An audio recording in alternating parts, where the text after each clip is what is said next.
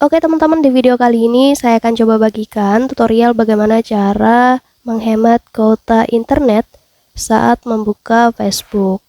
Sebelum lanjut ke tutorialnya, jangan lupa di subscribe dan nyalakan lonceng notifikasinya agar kalian tidak tertinggal video-video terupdate dan juga terbaru dari channel ini. Oke deh, langsung aja kita masuk ke videonya. Jadi selain video ini, teman-teman juga bisa tonton video saya yang lain, yaitu tutorial bagaimana cara menampilkan tombol share di postingan Facebook yang hilang. Dan untuk videonya kalian bisa tonton, klik di pojok kanan atas ini ya. Oke, langsung aja di sini kita masuk ke tutorialnya. Jadi untuk menghemat kuota internet pada saat mengakses ataupun membuka aplikasi Facebook, kita itu bisa mengaktifkan mode penghemat data. Lalu kalian bisa gunakan aplikasi Facebook Lite.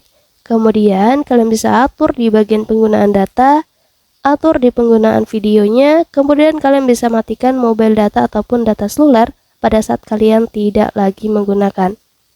Nah, atau kalian juga bisa mengatur penggunaan data di aplikasi Facebooknya langsung ya. Jadi caranya kita buka aja dulu aplikasi Facebooknya, kemudian nanti di halaman beranda Facebook kita klik aja menu garis 3 bertumpuk ya di pojok kanan ini.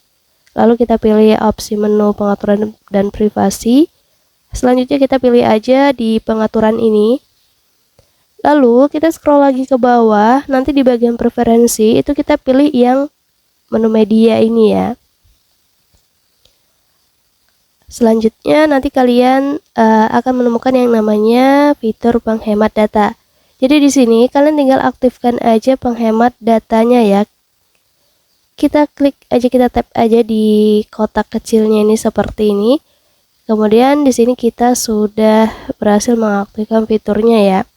Nah, di sini ada keterangan gunakan lebih sedikit data hingga 40% dengan menurunkan kualitas video.